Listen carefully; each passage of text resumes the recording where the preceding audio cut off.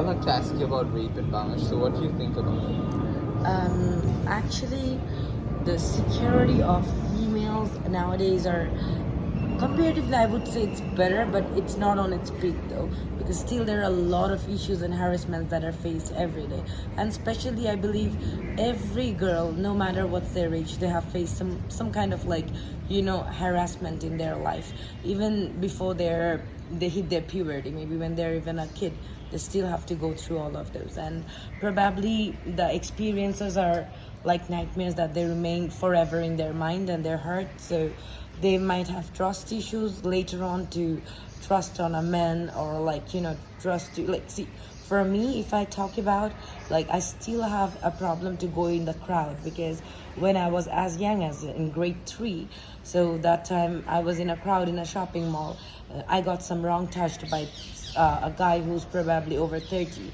So these kind of things are in my mind. So from that age, probably I was less than 8 years old, and I was just harassed in public, in the crowd, like by somebody who's more than like 30 years. Do you think the government is doing enough to combat this crime? The government is trying, but I would say still there are a lot of scopes for betterment, and there is like high chance it can be improved, because they can make some more security steps, or they can take those steps to make it better. Our research shows that women that are harassed or catcalled on the street, which is common in Bangladesh, especially at night, are not able to emotionally combat it. So, what do you think we should do about the mental health situation? I think mental health situation, people should be more supportive, and like, see, when I'm sharing the thing, a lot of people might ask me a lot of weird questions where they have touched and all. So that time I might not be even comfortable to say all of those. Instead of that, they should let that person speak on